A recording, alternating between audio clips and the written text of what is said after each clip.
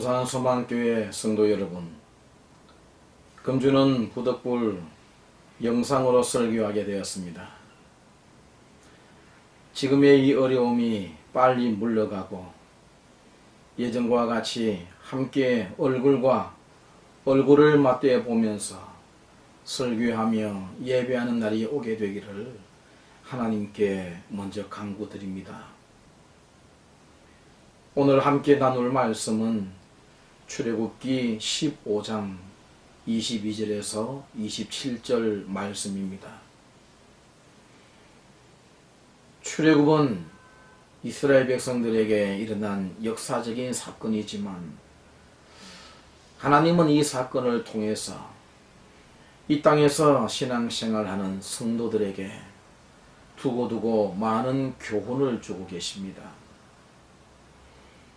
출애굽 후에 수많은 시대가 흘러갔지만 때때로 그의 백성들에게 출애굽 이야기를 하시는 것도 거기서 주는 교훈이 크기 때문일 것입니다.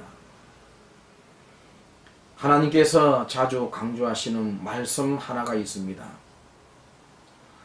나는 너희를 애굽 땅 종되었던 곳에서 건져낸 여호와란 말씀입니다.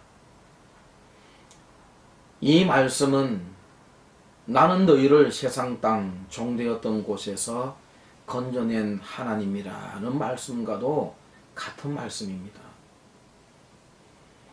거기서 우리를 건져내신 이유는 하나님이 만드신 세계로 인도하기 위함입니다. 그걸 우리는 이스라엘 백성들의 출애굽 사건을 통해서 보게 되는 것이기도 한 것이고, 그러므로 출애굽 사건은 이스라엘 백성들이 애굽을 벗어나서 가나안에 들어가는 사건으로만이 아니라 세상에서 부름받은 그리스도인들이 천국에 이르기까지 겪을 수 있는 삶의 여정을 보여주고 어떻게 그 과정을 헤쳐나가야 할 것인가를 보여주는 영적 지침서이자 시청각 교재라 할 수 있을 것입니다. 홍해를 건넌 이스라엘 백성들에게 먹는 물로 인한 시험이 찾아왔습니다.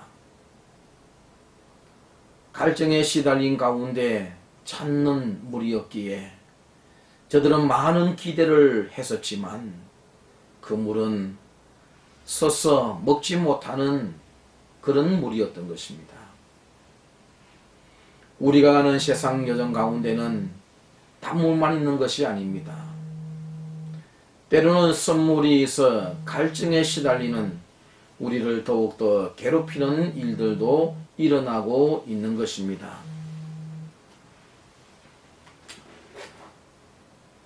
이스라엘 백성들로 치자면 하나님은 저들을 가나안으로 인도하여 드리는 것이 목적이지만 그냥 들여보내시지는 않으실 거란 것입니다. 많은 경험을 통해서 하나님을 알아가게 할 것입니다. 왜냐하면 저들에겐 430년 된 애굽의 묵은 때가 있기 때문입니다. 묵은 때는 잘 벗겨지질 않습니다.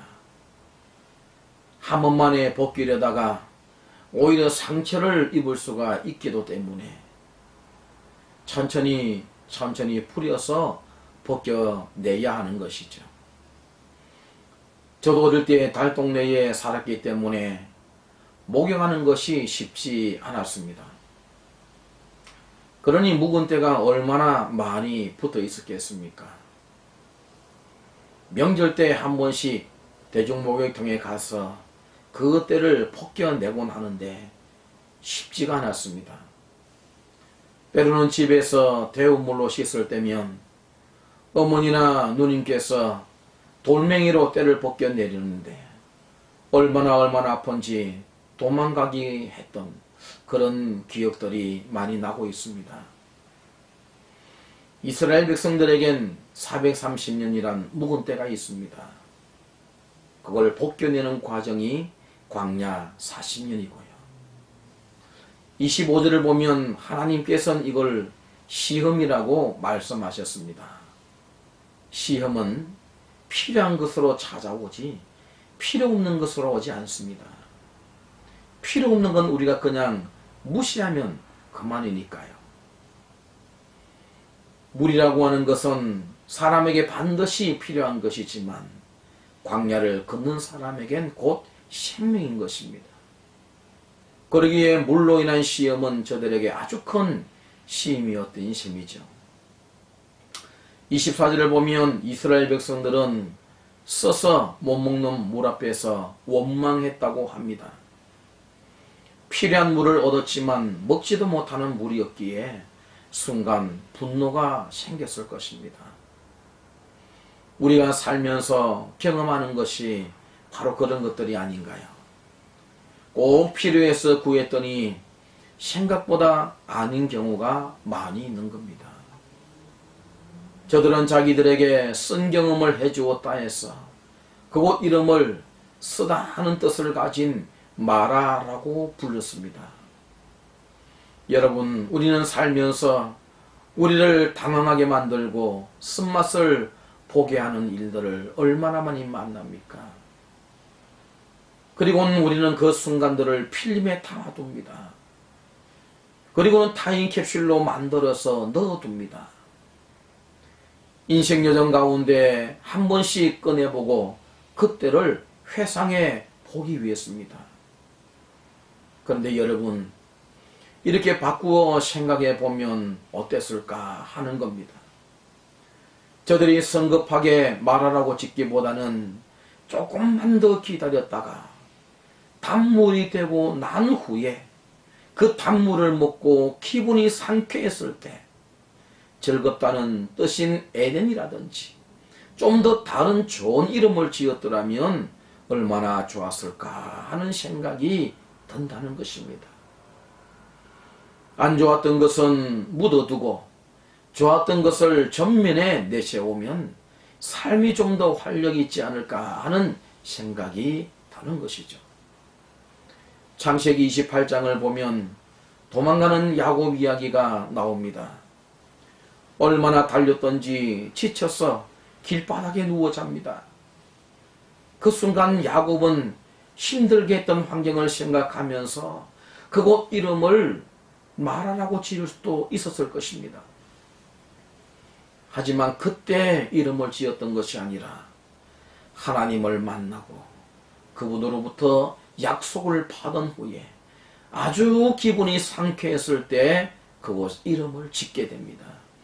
그러니 하나님의 집이라는 뜻을 가진 베델이라고 하는 이름이 나왔던 것입니다.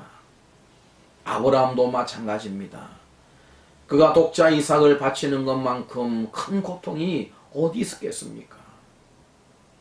만약 그 순간 내가 이곳을 나로 하여금 고통 주었다라고 해서 마라라고 불렀다고 한다면 그러나 아브라함은 그곳 이름을 그때 짓지 않았습니다. 모든 상황이 아름다운 결말로 끝난 다음에 그곳 이름을 짓습니다. 하나님이 준비하신다는 뜻으로 여호와 이레라고 불렀던 것입니다. 이처럼 이스라엘 백성들도 마라라고 성급하게 짓기 전에 하나님께 부르짖어보고 그 다음 하나님께서 뭔가 해결해 주시는 일을 경험한 다음 이름을 지었더라고 한다면 아름다운 이름을 지어 불렀을 것이라는 생각이 사라지질 않습니다. 하지만 이제 그곳은 언제나 마라가 되어버렸습니다. 그들의 후손도 그곳을 지날 때 마라라고 이름을 부르면서 선조들의 쓴 경험들을 이야기하곤 했을 것입니다. 사랑하는 성도 여러분, 고통의 자리에 오면 고통이 생각나지만 즐거움의 자리에 오면 즐거웠던 것이 생각이 납니다. 이왕이면 불평하고 원망하던 때보다는 회복되고 은혜롭고 기뻤던 때를 회상하는 것이 우리 삶에 훨씬 낫지 않을까 하는 겁니다.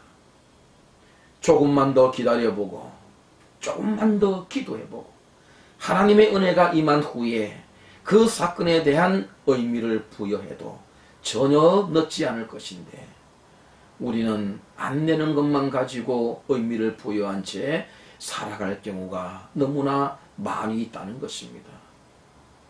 고통의 이름을 지으면 항상 고통이 떠오르겠지만 소망의 이름을 지으면 언제나 소망이 떠오르는 것 아닐까요? 본문을 보시면 실감이 날 것입니다.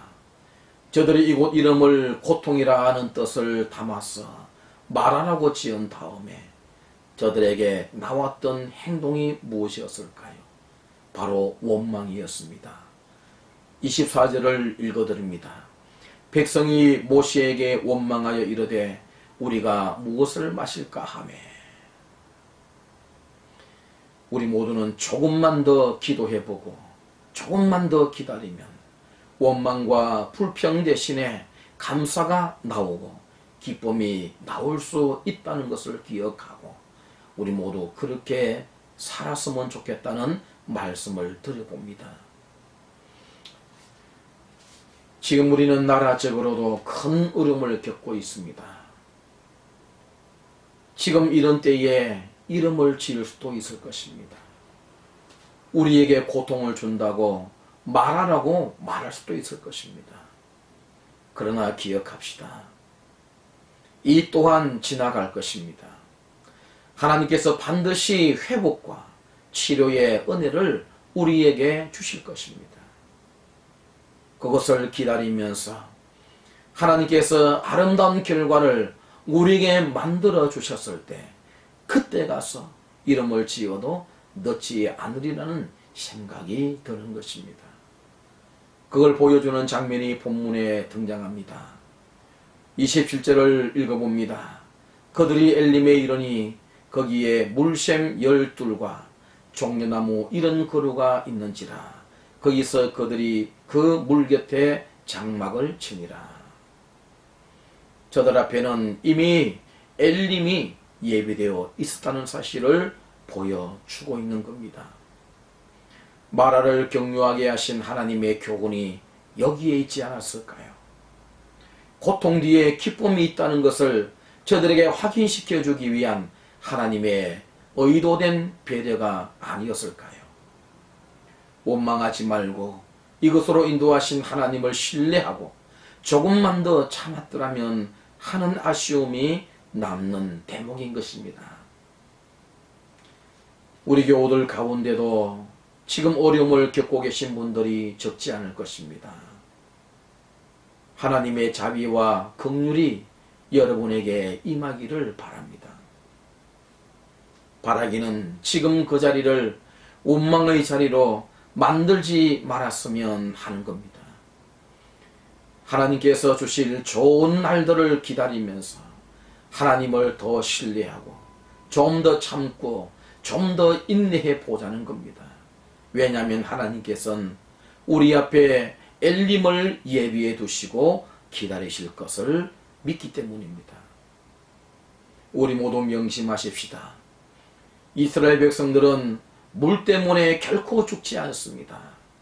하나님께서 그런 것으로 죽게 만드시는 분이 아니시라는 겁니다. 오히려 저들에게 가장 문제가 되는 것은 하나님을 불신하고 그 불신에서 출발하는 불순종이 문제인 것입니다.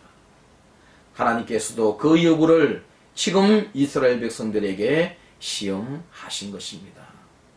물도 필요하고 돈도 필요하고 먹는 것도 다 필요하지만 우리에게 가장 필요한 것은 주님이시며 또한 그 주님을 향한 신뢰와 순종이라고 믿고 싶습니다.